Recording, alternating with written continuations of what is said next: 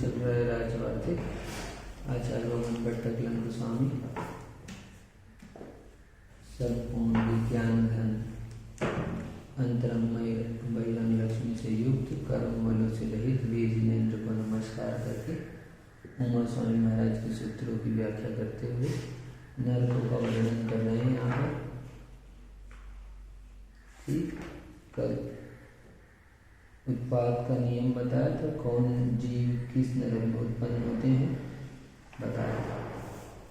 ठीक, असंगी पंचेंद्रिय जीव प्रथम नरक तक, सरीसृप दूसरे नरक तक, पक्षी तीसरे नरक तक, सर्प चौथे नरक तक, सिंह पांचवें तक, स्त्रियां छठवें तक और पुरुष सातवें तक उत्पन्न होते हैं।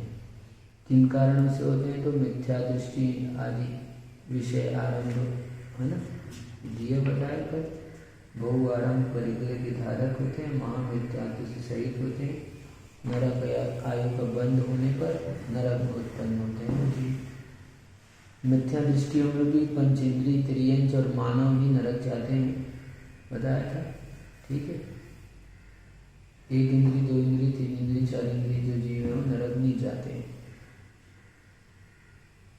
और अब चर्चा चली थी कि प्रथम नरक से निकला है जीव तो मिथ्यात्व के साथ भी निकल सकता है, साधन के साथ भी, और सम्यक दर्शन सहित भी नरक से निकलते हैं। साधन का परफेक्ट मतलब क्या हुआ? साधन का मतलब है कि सम्यक दर्शन को प्राप्त करने के बाद में सम्यक दर्शन से च्युत हुआ और मिथ्यात्व में नहीं आया, यानी पांचवी मंजिल से गिरा है और अभी धरती पर नहीं आया है, बीच में है, उस टाइम को भी हमारे काउंट करते हैं। वो वापस भी समय दृष्टि हो सकता है, अब वो नीचे आके होएगा। अच्छा, नीचे आएगा फिर होगा। हाँ ठीक,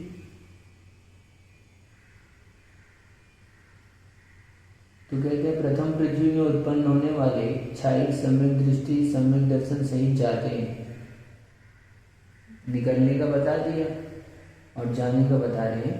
प्रथम पृथ्वी में उत्पन्न होने वाली क्षायिक सम्यक दृष्टि सम्यक दर्शन सहित जाते हैं और सम्यक दर्शन सहित ही निकलते हैं। क्षायिक सम्यक दृष्टि जीव है कोई, नरक आयु का बंद कर दिया, क्षायिक सम्यक दृष्टि हो गया तो प्रथम नरक में जाएगा। अच्छा, और सम्यक दर्शन के साथ में वहां पे रहेगा और निकलेगा भी सम्यक दर्शन, क्योंकि क्षायिक सम्यक दर्शन एक बार प्राप्त हो गया तो छूटता नहीं है ना। और पहले नरक आयु का बंद कर दिया है, फिर सम्यक दर्शन को प्राप्त किया है, फिर क्षायिक सम्यक को प्राप्त किया है। ऐसा यदि क्षायिक सम्यक दर्शन को प्राप्त कर लिया है तो बाद में फिर नरक आयु का बंद तो नहीं होगा, है ना। पहले उसने आयु बांध ली नरक आयु, अब नरक आयु बांधने के बाद में उसके भाव भी शुद्ध हो गए, परिणाम अच्छे कर लिए, सानिध्य मिल गया। ठीक है, तो क्षायिक सम्यक दर्शन को प्राप्त कर लिया।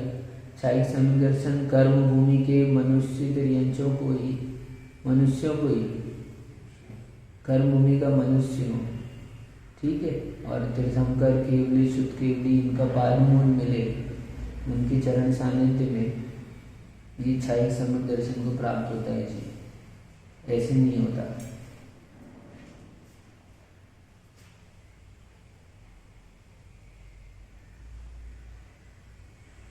तो सम्यक दर्शन सहित क्षायिक सम्यक दृष्टि जीव प्रथम नरक में सम्यक दर्शन सहित जाते हैं और सम्यक दर्शन सहित ही निकलते हैं। द्वितीय आदि 5 नरकों में मिथ्यात्व सहित उत्पन्न होते हैं। कोई सम्यक दृष्टि जीव नीचे उत्पन्न नहीं होएगा तो दूसरे आदि नरकों में, दूसरे तीसरे चौथे पांचवें छठवें सातवें नरकों में मिथ्यात्व सहित ही उत्पन्न होगा। परंतु कोई मिथ्यात्व सहित, कोई साधन सहित और कोई सम्यक सहित निकलते हैं वहां से भी। लेकिन जरूरी नहीं है कि मिथ्यात्व के साथ तो उत्पन्न हुआ है नरकों में, लेकिन वहां पर भी सम्यक को यदि प्राप्त कर ले तो सम्यक के साथ भी निकल सकता है, साधन के साथ भी निकल सकता है। सप्तम पृथ्वी में जीव मिथ्यात्व से ही प्रविष्ट होते हैं और मिथ्यात्व के साथ ही निकलते हैं। ठीक है, हाँ, 5 पृथ्वी 6 पृथ्वी तक का ये था। 7वीं पृथ्वी में तो मिथ्यात्व के साथ पैदा होगा और निकलेगा भी मिथ्यात्व के साथ। क्योंकि यदि सम्यक दर्शन वहाँ प्राप्त किया है तो अंत समय में, मरण के समय में उसका सम्यक छूट जाएगा। क्यों? क्योंकि उसको वहाँ से निकलकर क्रूर पशु आदि के रूप में पर्याय को प्राप्त करना है, तो वो छूट जाएगा सम्यक दर्शन। और ऐसा है, याद रखना चाहिए। सिद्धांत की बातें ये बहुत अच्छी चीजें हैं। विशेष छठी पृथ्वी तो तक इसमें नियम फिक्स है कि शायद सम्यक दृष्टि होगा, वो जो यानी शायद सम्यक दृष्टि होगा वो प्रथम नरक में जाएगा तो सम्यक सहित जाएगा और आएगा भी सम्यक सहित। शायद सम्यक दर्शन हो गया, इसका शायद मतलब छूटेगा नहीं वो। ठीक है, शायद सम्यक दर्शन छूट जाता है, फिर वापस प्राप्त हो जाता है। छठी पृथ्वी तक के नारक मिथ्यात्व और सासाधन के साथ निकलकर त्रियंच और मनुष्य इन दो गतियों को प्राप्त होते हैं। छठी पृथ्वी तक के नारकी जीव हैं, मिथ्यात्व के साथ निकलेंगे या सासाधन के साथ निकलेंगे, तो इन दोनों के साथ में निकलेंगे तो या तो त्रियंच बनेंगे या मनुष्य बनेंगे। ऑब्वियसली 3 गति बची है उनकी निकलने की। नरक से नरक में नहीं होता है, नरक से देव में नहीं होता है, तो 2 ही में उत्पन्न होगा। त्रियंचों में भी, अब त्रियंचों में होगा तो कहाँ होगा? वे भी पंचेंद्रीय गर्भज संगी पर्याप्तक एवं संख्य वर्ष की आयु वाले त्रियंच में ही उत्पन्न होते हैं, अन्य त्रियंचों में नहीं। यानी कि अब भोग भूमि में उत्पन्न नहीं होगा ऐसा कि नरक से निकल के भोग भूमि में चला जाए। ठीक, नरक से निकल के तो संख्यात वर्ष की आयु वाले और संगी पंचेंद्रीय और गर्भज में ही होगा, समूर्छन में भी नहीं होगा। और मनुष्यों में गर्भज पर्याप्तक एवं संख्य वर्ष की आयु वाले मनुष्य ही होते हैं। मनुष्य भी बनेगा तो असंख्यात वर्ष की आयु वाला नहीं बनेगा, संख्यात वर्ष की आयु वाला ही बनेगा। इतर यानी इनसे भिन्न समूर्छन एवं भोग भूमिज मनुष्यों में नहीं होते। यानी नारकी निकलकर समूर्छन नहीं बनते, नारकी निकलकर भोग भूमि में नहीं उत्पन्न होते, ऐसा। सम्यक मिथ्यात्व गुण स्थान में तो नारकियों का मरण ही नहीं है। तीसरा गुण स्थान है, उसमें किसी का मरण नहीं होता। तीसरे गुण स्थान में मरण का अभाव है, मनुष्य में नहीं होता। हाँ, क्योंकि उसका काल अल्प है और उसमें मरण नहीं होता है।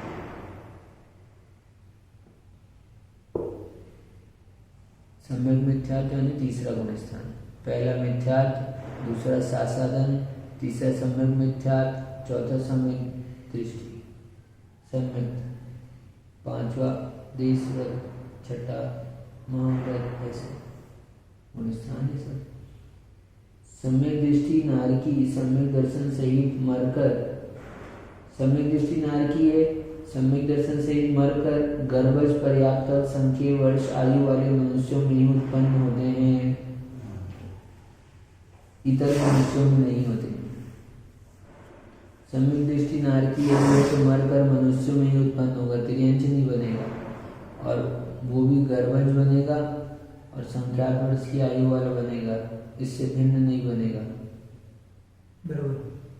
सप्तम नरक के मिथ्या दृष्टि नारकी नरक से निकलकर संगी पंचेंद्रीय पर्याप्तक, सप्तम नरक के मिथ्या दृष्टि नारकी नरक से निकलकर संगी पंचेंद्रीय पर्याप्तक गर्भज एवं गर्भ भूमि त्रियंचों में उत्पन्न होते हैं, इतर त्रियंचों में नहीं होते। यानी सातवें नरक से निकलेगा तो त्रियंची बनेगा, वो भी पंचेंद्रीय बनेगा, वो भी कर्म भूमि का बनेगा।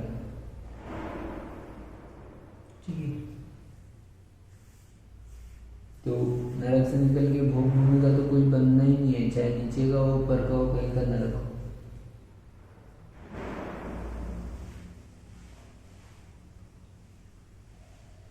आगे कहते हैं, सातवें नरक से निकलकर त्रियंचों में उत्पन्न होने वाले जीव मति शुद्ध अवधि सम्यक मिथ्यात्व एवं देश संयम को धारण नहीं कर सकते। सातवें नरक से निकला है जीव तो उसको अवधि ज्ञान भी नहीं होगा, मति शुद्ध अवधि 3 ज्ञान, ऊपर से सम्यक मिथ्यात्व और देश संयम भी धारण नहीं कर सकेगा। तो क्या उसके पास ज्ञान नहीं रहेगा? ज्ञान तो रहेगा। कौन सा ज्ञान रहेगा? जिन तो वस्तु कुमति कुशुद्ध का ज्ञान है। ठीक है, क्योंकि ज्ञान से रहित कोई नहीं रहता, यानी कि सम्यक दृष्टि को मति शुद्ध ज्ञान होता है ना, तो सम्यक दृष्टि नहीं बनेगा। तो नरक, सातवें नरक से निकला है तो तिर्यंच मनुष्य में उत्पन्न होगा और मति शुद्ध अवधि सम्यक मिथ्यात्व और देश संयम इन छह को ग्रहण नहीं करेगा, देश संयम को ग्रहण नहीं करेगा। छठे नरक से निकलेगा तो तिर्यंच और मनुष्य में उत्पन्न होगा हुए कोई जीव मति शुद्ध अवधि सम्यक सम्यक मिथ्यात्व और देश संयम इन छहों को ग्रहण कर सकते हैं। सातवें से निकला वाला सम्यक दृष्टि नहीं बनेगा, छठे से निकला वाला सम्यक दृष्टि बन सकता है, देश संयम को भी ग्रहण कर सकता है, सभी जीव नहीं। पांचवें नरक से निकलकर तिर्यंचों में उत्पन्न हुए कोई जीव इन छह को उत्पन्न कर सकते हैं। पांचवें नरक से निकलकर पांचवें नरक से निकला है कोई तिर्यंच में उत्पन्न हुए कोई जीव है, वो छहों को उत्पन्न कर सकते हैं। छह कौन से? मति शुद्ध अवधि तीन ज्ञान और आपका ये सम्यक सम्यक मिथ्यात्व और देश संयम, ये छह हो गए। मति शुद्ध अवधि ज्ञान सम्यक सम्यक मिथ्यात्व और देश छह संयम को को ग्रहण कर सकते। मनुष्य में उत्पन्न होने वाले कोई इन छह के साथ सकल संयम तथा मनोपर्य ज्ञान को भी प्राप्त कर सकते हैं। ये महाव्रत जो है वो सकल संयम, संयम इंद्रिय संयम और प्राणी संयम, 6 प्रकार के इंद्रिय संयम, 6 प्रकार के प्राणी संयम, इन दोनों को प्राप्त कर लेना सकल संयम कहलाता है। एक देश संयम अणुप्रति, वो 6 प्रकार के इंद्रियों का संयम भी नहीं रहता उनके, और 6 प्रकार के प्राणियों में से एकमात्र त्रस हिंसा से विरक्त रहते हैं, एक ही संयम रहता है उनके। संयम 12 प्रकार के हो गए, 6 मिलाकर। तो जो 5वें गुण स्थानवर्ती श्रावक है उसके एक ही संयम है 12 में से, त्रस हिंसा का त्याग।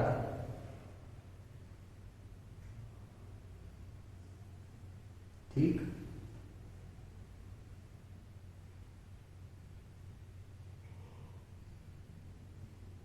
तो सभी नहीं, यानी 5वें नरक से निकलकर तिर्यंचों में उत्पन्न हुए कोई जीव 6 को उत्पन्न कर सकते हैं, और 5वें निकलकर यदि मनुष्यों में उत्पन्न होने वाले हैं तो इन 6 के साथ सकल संयम तथा मनोपर्य ज्ञान को भी प्राप्त कर सकते हैं, सभी नहीं। यानी क्योंकि 5वें से निकलेंगे तो तिर्यंच हो गए तो सकल संयम कहाँ होगा, तो इसलिए सभी नहीं कह रहे। तो 2 कैटेगरी उन्होंने अलग अलग करके बता दी इसमें। ठीक है, लेकिन जो यदि मनुष्य बनेंगे 5वें से निकलकर तो संभावना है, सभी नहीं। चतुर्थ नरक से निकलकर तिर्यंचों में उत्पन्न हुए कोई जीव मति ज्ञान आदि 6 को ही प्राप्त कर सकते हैं। ठीक है, मान लो 6वें नरक से निकला है तो मति ज्ञान आदि 6 को प्राप्त कर लेगा। तिर्यंच है तो नहीं करेगा, मनुष्य है तो अलग बता रहे। और मनुष्य में उत्पन्न होने वाले कोई जीव 6 के साथ सकल संयम मनोपर्य ज्ञान और केवल ज्ञान उत्पन्न कर सकता कर कर्माष्टक 8वीं को नष्ट कर सिद्ध पद को प्राप्त कर सकते हैं। चौथे नरक से निकलेगा तो मोक्ष जा सकता है, 5वें से निकलकर मुनि बन सकता है, चौथे से निकलकर मोक्ष जा सकता है, लेकिन चक्रवर्ती बलदेव वासुदेव तीर्थंकर नहीं हो सकेगा, चौथे से निकला है तो। ठीक, और प्रथम द्वितीय तृतीय नरक से निकलकर तिर्यंचों में भी उत्पन्न हुए जीव तो मति ज्ञान आदि 6 को प्राप्त कर सकते हैं, और मनुष्यों में उत्पन्न हुए मति ज्ञान आदि छह के साथ सकल संयम मन ज्ञान केवल ज्ञान उत्पन्न करके मोक्ष प्राप्त कर सकते हैं तथा तीर्थंकर भी हो सकते हैं, परंतु बलदेव वासुदेव चक्रवर्ती नहीं हो सकते। तीर्थंकर हो सकते हैं लेकिन प्रथम द्वितीय तृतीय नरक से निकलकर त्रियंचों में उत्पन्न हुए जीव तो त्रियंच में उत्पन्न होगा, मान लो नरक से निकल गए तो छह मनुष्य ज्ञान आदि छह को प्राप्त होगा, और प्रथम द्वितीय तृतीय नरक के से निकलकर मनुष्य में उत्पन्न हुआ है तो मनुष्य ज्ञान आदि को प्राप्त करेगा छह सकल संयम, और फिर सकल संयम मनोबल ज्ञान और केवल ज्ञान को उत्पन्न कर सकता है।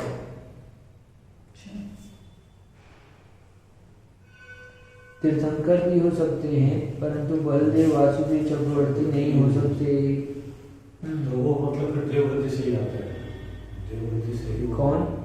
ये चक्रवर्ती बलदेव। हाँ, ये लोग देवगति से आते हैं, पूर्व भाव के मुनि होते हैं वो लोग।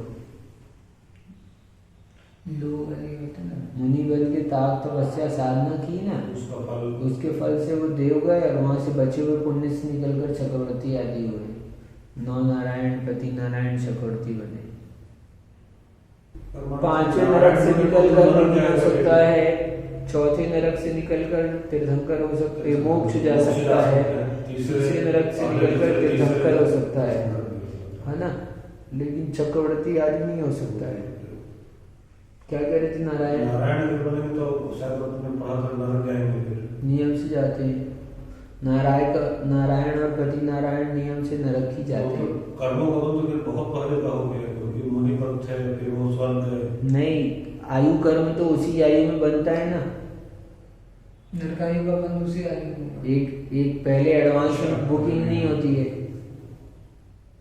आप यहाँ पर आओ, अगली आयु बांधो, आप सोचो उसके अगली आयु भी हम यहाँ बांध ले तो नहीं होगा व्यवस्था। आप यहाँ से अगली में जाओगे तो अगली का बंद होगा।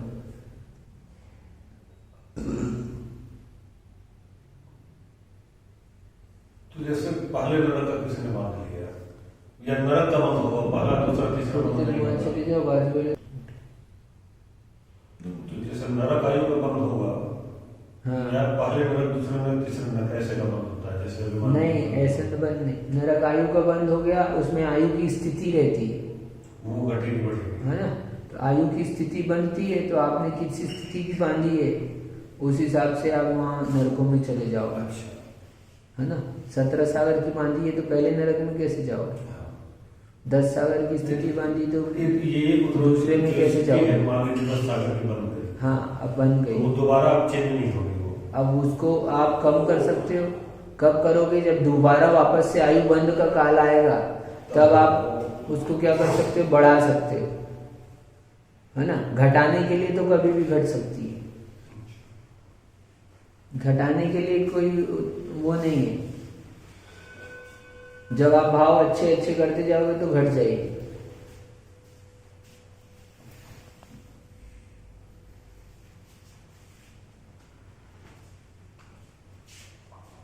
ऐसा है।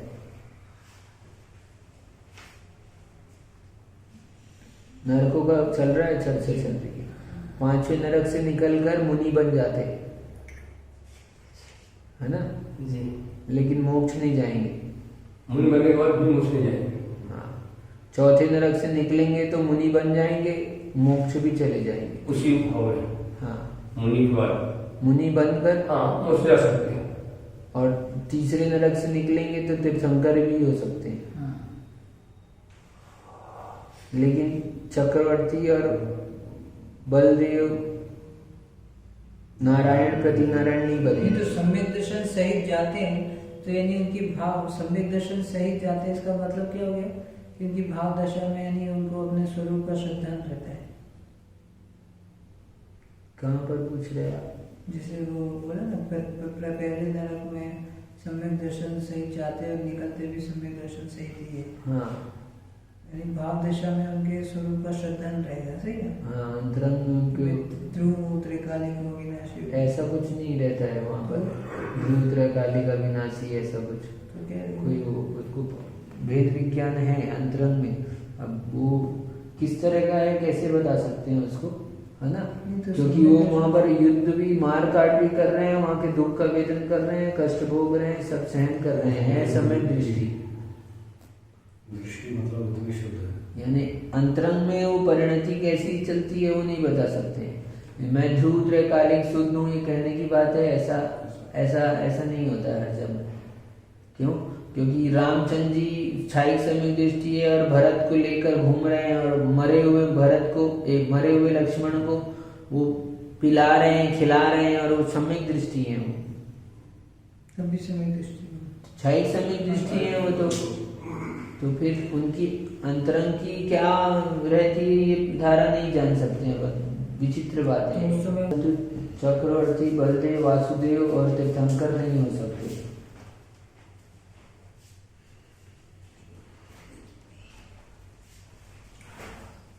महाराज के जैसे कुछ पहले में 10,000 साल का बंद कर दिया हाँ। नरक में।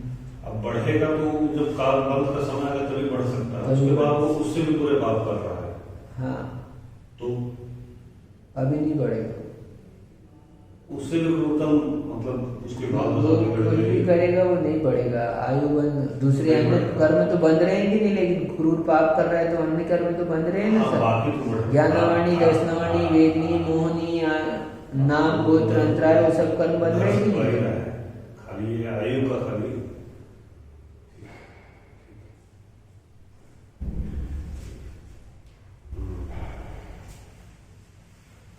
ऐसा है। आयु कर्म तो तभी बने, जब बनता है तभी बढ़ता है। घटाने के लिए सब समय में घटाया जा सकता है, बढ़ाया नहीं जा सकता। आयु क्रम हर भी मेरे जन्म के समय तय हो जाता है। जन्म जैसे किसी का हुआ मनुष्य का, मान लीजिए, तो उसका आयु तय हो गई कि कितना वर्ष तक वो रहेगा, जीवित रहेगा, ऐसा कुछ ऐसा कोई नियामक नहीं है। ऐसा। आयु आपने 100 वर्ष की बांध थी, जब जन्म हुआ था पिछले भाव में बांधी थी, वो तो बांध के आए हो आप। लेकिन यहाँ पर आपको भोजन नहीं मिला, किसी ने गला दबा दिया, आप रस्सी में चढ़कर लटक कर चले गए, आपका एक्सीडेंट हो गया, तो अकाल में मरण होता है। हमारी निश्चित नहीं है उसका। हाँ, अधिकतम सीमा निश्चित है उसी जन्म में। अच्छा। मतलब आप उसी जन्म के समय दम होता है, उसी जन्म में होता है। पिछले भाव का बोध रहता है इस जन्म जैसे किसी के भाव का बोध नहीं है बहुत लोगों को हो सकता है, जाति स्मरण हो जाता है। पर इस समय बढ़ भी सकती है आयु कि कौन सी आयु? मनुष्य जैसे जन्म के बाद में अब कुछ नहीं हो सकता है। अब इस आयु में कोई हेरफेर नहीं हो, अकाल में मरण हो सकता है, बढ़ने का नहीं होता। आयु तो पिछले भाव में बांधी है ना। अच्छा वही रहेगा। जैसे मान लीजिए 80 साल का आयु पिछले भाव में बांध लिया है। तो उससे ज्यादा नहीं बढ़ सकता इस आयु। हाँ, घट सकती है अकाल मृत्यु के कारण।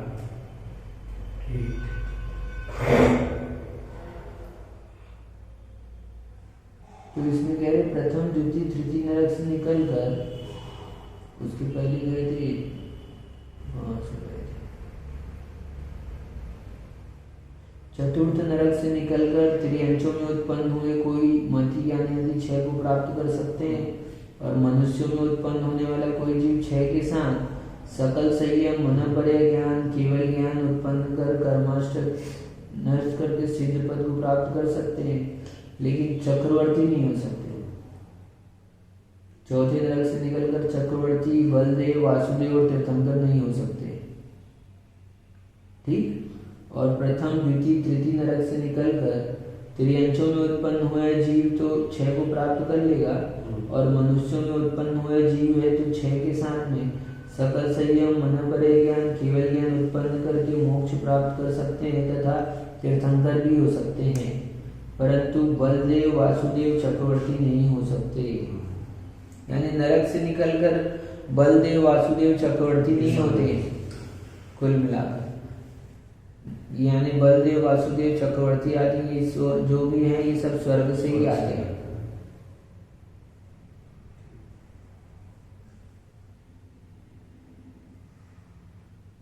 मोक्ष चले जाएंगे, लेकिन है ना तीर्थंकर हो सकते हैं, पहले दूसरे तीसरे नरक से निकलकर तीर्थंकर हो सकते हैं।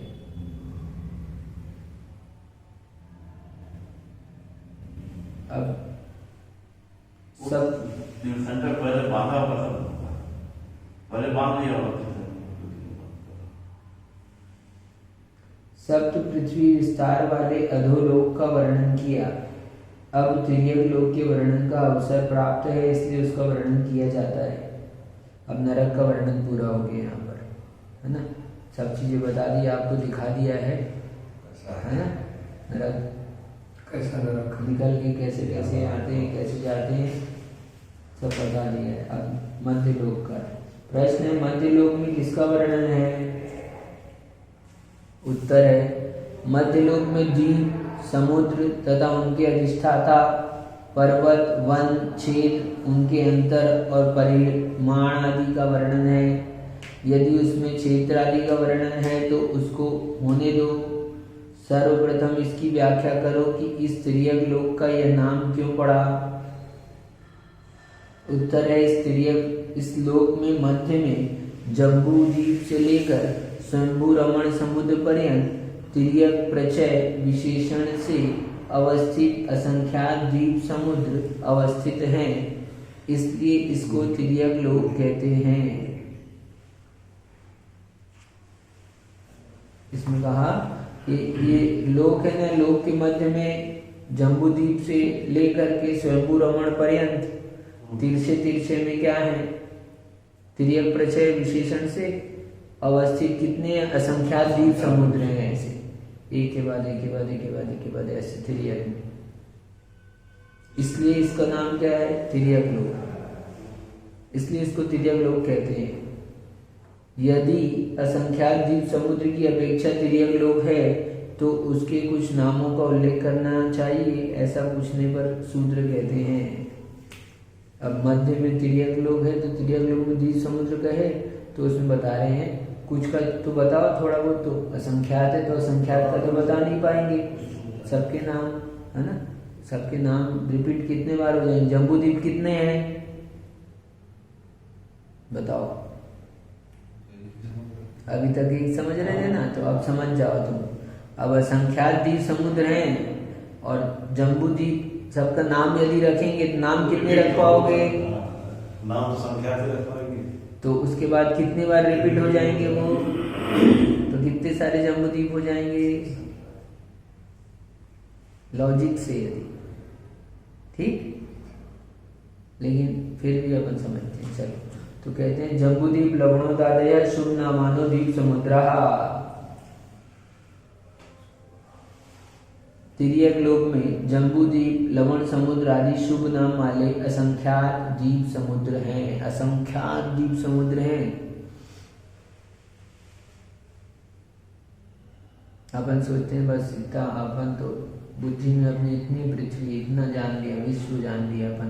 विश्व जो है अभी धरती जो है ये तो बहुत, इसका मतलब बूंद के बराबर होगी उस तुलना में। बूंद को थोड़ा छोटा कर दो और छोटा, हेलो सुई के लोग के बराबर।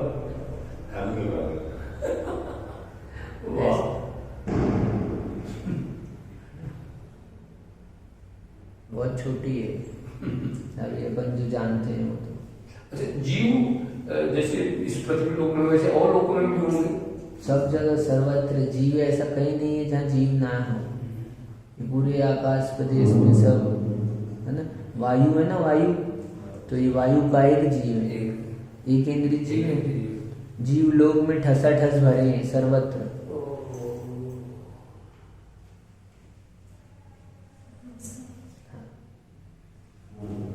तो इस जम्बूद्वीप का यह नाम क्यों पड़ा?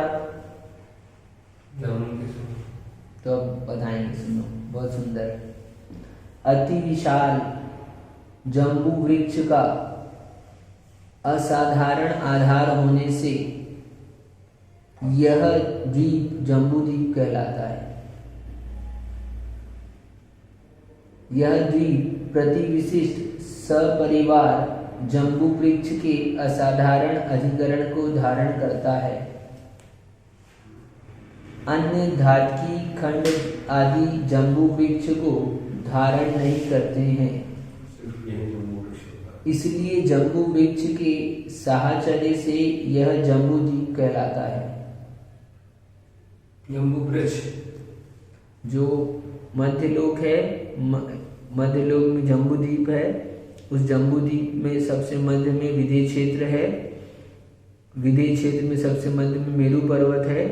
मेरू पर्वत के पूर्वी भाग में, उत्तर पूर्वी भाग में जम्बू नाम का वृक्ष है। उस जम्बू वृक्ष, उसका परिवार वृक्ष और भी है, तो उनका आधार ये जम्बू, ये भूमि है, तो उसके कारण से वो वृक्ष भी असाधारण है और उसका ये आधार है वो भी असाधारण है। इस कारण से उसके इसको जम्बू द्वीप कहते हैं। विदेश क्षेत्र भी जम्बू द्वीप में है।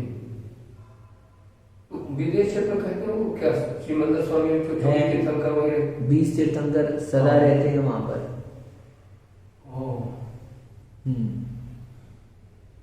या फिर सुनो क्यों कहते हैं जम्बू द्वीप, अथवा जम्बू द्वीप यह नाम अनादि काल से प्रवृत्त है। या तो ऐसे मान लो या वैसे मान लो। ऐसे भी जम्बू वृक्ष भी वो पहले से ये, और जम्बू द्वीप ये नाम अनादि काल से प्रवृत्त है। जैसे उत्तर कुरु नाम उत्कृष्ट भोग भूमि के मध्य में भूमि पर 500 योजन लंबी चौड़ी त्रिगुनी परिधि वाली जगती यानी एक गोलाकार भूमि है। यह भूमि एक एक प्रदेश की हानि से बाहर में हीन कम होने के से मध्य में 12 योजन मोटी और अंत में 2 कोस मोटी रह जाती है। यह जगती एक स्वर्णमयी पद्म वर वेदिका से वेष्टित है। अब बता रहे हैं कि उत्तर कुरु नामक उत्कृष्ट भोग भूमि है। उस भोग भूमि के मध्य में भूमि पर 500 योजन लंबी चौड़ी त्रिगुनी परिधि वाली एक गोलाकार भूमि है। ठीक, यानी उसमें बीच में ऐसी भूमि है। अच्छा, कितनी बड़ी? 500 योजन लंबी और चौड़ी, और 500 योजन लंबी चौड़ी हो गई तो परिधि उसकी गोल देखेंगे तो 3 गुना आ जाएगी। कुछ काम है क्या? हम भले एक महाराज जी काम है तो काम भी है दर्शन करने के लिए। महाराज जी तो ऐसा अपना करते हैं कुछ काम है तो नहीं है तो बुला रहे हैं हमको। यह भूमि एक प्रदेश की हानि से बाहर में हीन होने से मध्य में 12 योजन मोटी है और अंत में 2 कोस मोटी रह जाती है। यानी कि कैसी हो गई है? ऐसी उठी हुई, ठीक है, और ऐसे नीचे मध्य में 12 योजन मोटी है, अंत में 2 कोस उठी, तो ऐसे उठी हुई ऐसे गोल दिखाई देगी। इसलिए साइड से कैसी दिखेगी? ऐसे, यानी उठा हुआ भाग है। इसलिए लोग कहते हैं ना ये पृथ्वी गोल, उन लोगों को ऐसे जैसे वहां पर है ना, यहाँ भी ऐसी होगी, इसलिए ऐसे मालूम पड़ती है हमको। क्या ऐसे बीच में से ऐसे उठा है तो पूरी पृथ्वी एक ही है उसमें, लेकिन बीच में इतनी 500 योजन की जो चौड़ी है ना, लंबी चौड़ी, और परिधि उसकी इतनी तो नहीं हो गई, तो इतना भाग जो बीच में ऐसा उठा हुआ, ये ऐसा देख लो हमारा ये क्या ऐसा उठा हुआ है, तो बीच में 12 योजन का है और साइड में 2 कोस का है। छाता की तरह ही बना। ठीक, कटोरा को उल्टा कर दो, यहाँ रख दो ऐसे, तो ऐसे। यह जगती एक सुवर्णमयी पद्म वर वेदिका से वेष्टित है, और ये पृथ्वी जो है स्वर्णमयी पद्म वर वेदिका यानी दीवार की तरह ऐसे वेदी ऐसे पूरी उससे घिरी हुई है। उस जगती के मध्य भाग में 8 योजन लंबा, 4 योजन चौड़ा, 4 योजन ऊंचा तथा पद्म पर वेदिकाओं से वेष्टित नाना रत्नों से निर्मित एक पीठ है। अब सुनो, इतना सुंदर दृश्य दिखा रहे हैं आपको, देखो ये बैठे बैठे यहाँ वहाँ ले जा रहे हैं आपको, सुनो। मध्य में बताया अभी, उस वेदिका में भी उस जगती के मध्य में 8 योजन लंबा, 8 योजन यानी 1 योजन यानी 12 किलोमीटर, ये सब बड़े योजन से लगाने पड़ेंगे अपने को।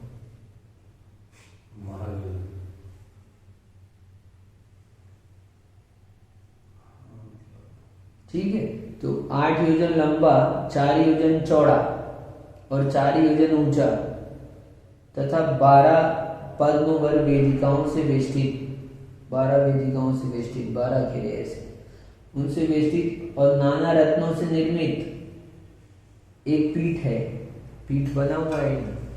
प्रत्येक पद्म वर वेदिका में 4 शुभ्र तोरण द्वार हैं, 4 शुभ्र तोरण द्वार है। 12 वेदिका बनी हुई है, तो हर 4 दिशाओं में 4 ऐसे तोरण द्वार बने हुए हैं तथा उन तोरण द्वारों के ऊपर कनकमय स्तूप हैं। वो द्वार के ऊपर में स्तूप कनकमय। उस पीठ के ऊपर 1 योजन लंबा चौड़ा तथा 2 कोस ऊंचा मणिमय उपपीठ दूसरा पीठ है। वो पीठ बना हुआ है, उस पीठ के ऊपर में दूसरा, उस पीठ के ऊपर में 1 योजन लंबा, 1 योजन लंबा चौड़ा 2 कोस ऊंचा मणिमय उपपीठ बना हुआ है। ऐसा पीठ बना, उसके ऊपर में और ऐसा पीठ। उस उपपीठ के मध्य भाग में 2 योजन ऊंची पीठ स्कंद से युक्त 6 योजन उत्सेद ऊंची शाखाओं धारक और मध्य में 6 योजन परिमंडल से सुशोभित 8 योजन लंबा सुदर्शन नाम का जम्बू वृक्ष है। ये बताने के लिए एक नींद बताइए आपको, यानी कि लाना बोर्ड एक बार, बोर्ड में चलेंगे कल बताएंगे तो है ना। यह जम्बू वृक्ष चारों ओर अपने से आधे लंबे चौड़े ऊंचे तथा देवांगनाओं से व्याप्त 108 परिवार जम्बू वृक्षों से वेष्टित है। इसलिए जम्बू वृक्षों के योग से यह द्वीप जम्बू द्वीप कहलाता है।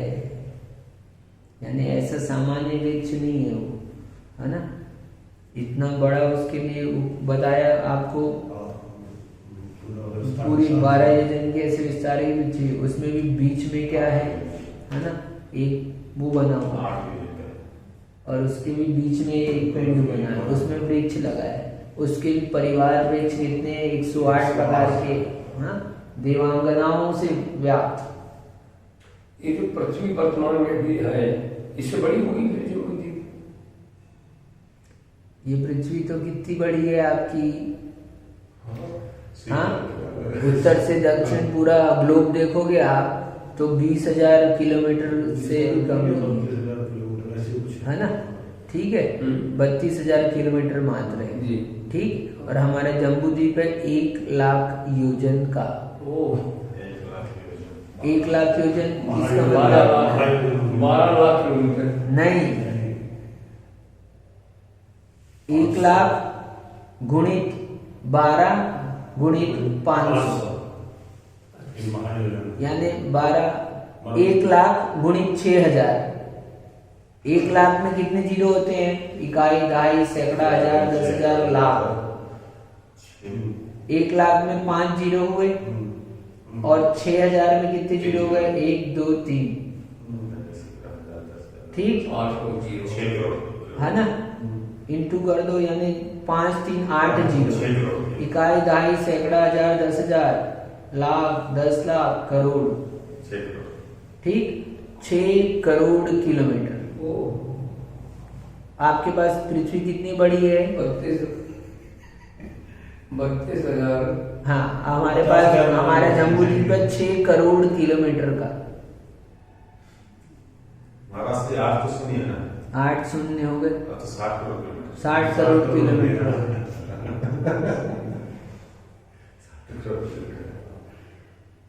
ब्रह्मांड आ गया।